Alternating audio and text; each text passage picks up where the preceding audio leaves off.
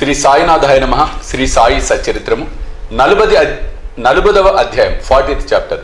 ప్రస్తావన దేవుగారింట ఉద్యాపన వ్రతము హేమాడ్ పంత్ ఇంటికి ఫోటో రూపంలో వెళ్ళుట. ఈ అధ్యాయంలో 2 కథలు చెప్పెదను.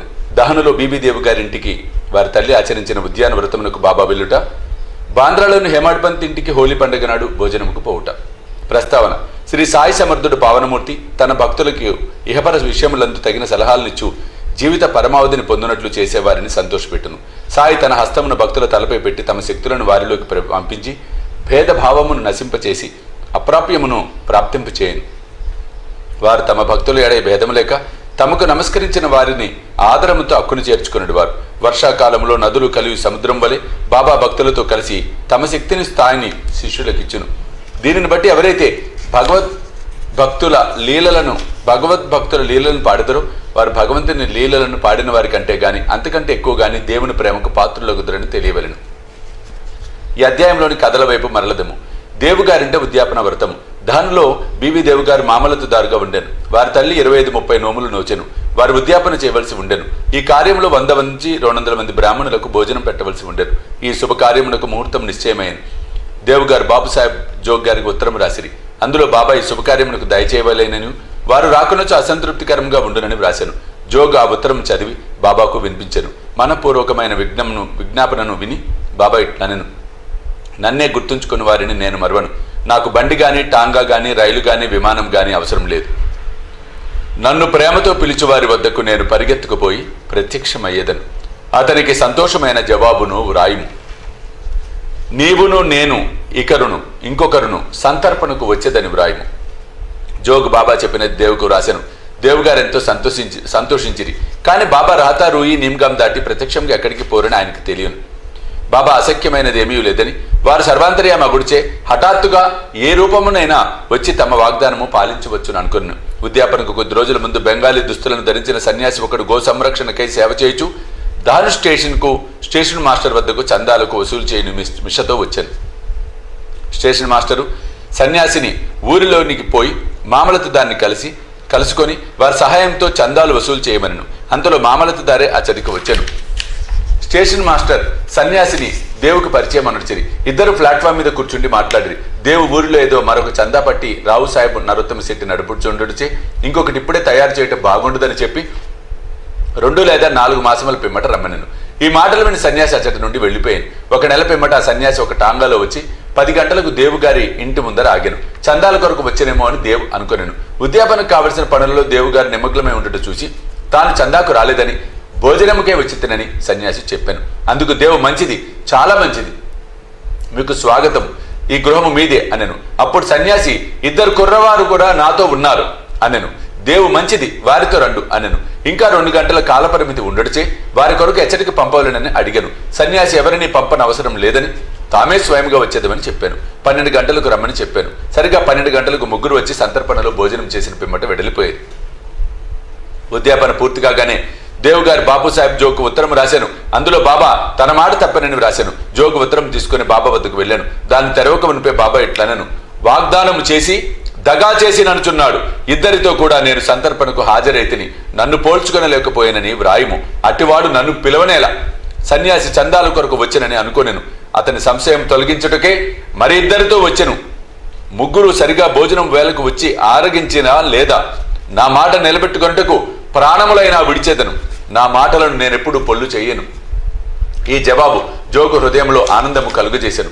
బాబా సమాధానమంతే దేవుకు రాశాను. దాన్ని దేవు చదవగానే ఆనంద బాష్పములు దొరలేను. అనవసరముగా బాబాను నిందించినందుకు పశ్చాత్తాపపడెను. సన్యాసి మొదట రాకచే తానెట్లు మోసపోయాను. సన్యాసి చందాలకు వచ్చుట, మరిద్దరూ కలిసి భోజనంకు వచ్చేదన్న మాటలు తాను గ్రహించలేక మోసపోవుట మొదలైనవి అతనికి ఆశ్చర్యం కలుగజేశాను. భక్తులు పూర్ణముగా సద్గురువుని శరణు వేడినచో వారు తమ భక్తులిండ్లలో శుభకార్యములను సవ్యముగా నెరవేర్చినట్లు చేసెదరు అనున్నది ఈ కథ వల్ల స్పష్టమగుచున్నది. హేమాడ్ పంత్ ఇంటికి ఫోటో రూపంలో వెళ్ళుట. బాబా తన ఫోటో రూపమున సాక్షాత్కరించి భక్తుని కోరిక నెరవేర్చిన మరొక కథ చెప్పేదను. 1917వ సంవత్సరము హోలీ పండగ నాడు వేకోజామున హేమాడ్ పంత్కు ఒక దృశ్యం కనిపించెను. చక్కని దుస్తులు ధరించిన సన్యాసి వల్లే బాబా కనిపించి నిద్ర నుండి లేపి ఆనాడు భోజనమునకు వారింటికి వచ్చేదనని చెప్పాను. ఇట్లు తనను నిద్ర నుంచి లేపినది కూడా కలలోని భాగమే. నిజంగా లేచి చూసేసరికి సన్యాసి గాని బాబా గాని కనిపించలేదు. స్వప్నంను బాగా గుర్తు తెచ్చుకొనగా సన్యాసి చెప్పిన ప్రతి మాట జ్ఞాపకం వచ్చాను. బాబా గారి సహవాసం 7 సంవత్సరముల నుండి ఉన్నప్పటికీ, బాబా ధ్యానము ఎల్లప్పుడూ చేయుచున్నప్పటికీ బాబా తన ఇంటికి వచ్చి భోజనం చేయనని అతడు అనుకొనలేదు. బాబా మాటలకు మిగులు సంతసించి తన భార్య వద్దకు పోయి, ఒక సన్యాసి భోజనంకు వచ్చును కాన కొంచెము బియ్యం ఎక్కువ పోయవలను అని చెప్పాను. అది హోలీ పండుగ దినము. వచ్చువారెవరని, ఎక్కడి నుంచి వచ్చుచున్నారని ఆమె అడిగాను. ఆమె అనవసరముగా పెడదారి పట్టించక ఆమె ఇంకొక భావన చేయకుండానట్లుగా జరిగినట్లు చెప్పాను. తాను గాంచిన స్వప్నం తెలియజేశాను. షిరిడీలో మంచి మంచి వంటలను విడిచి బాబా తనింటికి ఎందుకు బాంద్రాకు వచ్చునా అని ఆమెకు సంశయం కలిగాను. అందులకు హేమాడ్ పంత్ బాబా స్వయంగా రాకపోవచ్చు, ఎవరినైనా పంపవచ్చు, కనుక కొంచెం బియ్యం ఎక్కువ పోసినచ్చో నష్టం లేదు కదా అనేను. మధ్యాహ్న భోజనమునికే ప్రయత్నంలో నీవు చేసిరి.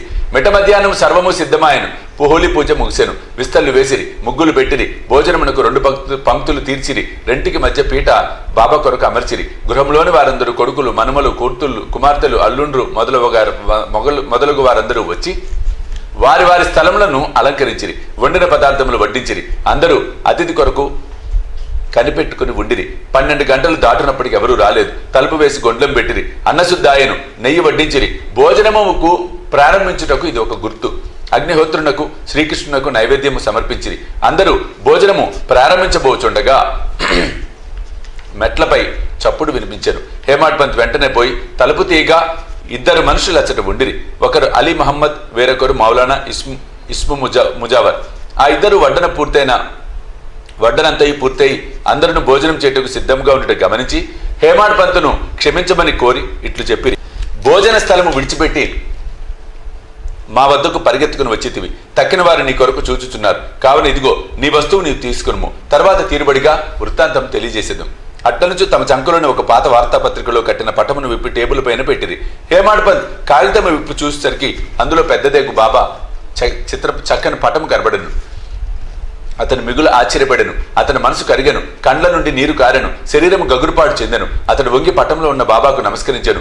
బాబా ఈ విధంగా తన లీలలచే ఆశీర్వదించనని అనుకొనెను. గొప్ప ఆసక్తితో నీకు ఆ పటం ఎట్లు వచ్చనని అలీని అడిగాను. అతడు ఆ పటం ఒక అంగడిలో కొంటినని, దానికి సంబంధించిన వివరములన్నీ తర్వాత తెలియజేసేదను. తక్కిన వారు భోజనం కొరకు కనిపెట్టుకుని ఉన్నారు. కావున నీవు పొమ్ము. హేమాడ్ పంత్ వారికి అభినందనలు తెలిపి భోజనశాలలోనికి పోయాను. ఆ పటము బాబా కొరకు వేసిన పీటపై పెట్టి వండిన పదార్థములన్నీ వడ్డించి నైవేద్యం చేసి అందరూ భుజించి భోజనం సకాలమున పూర్తి చేసిరి.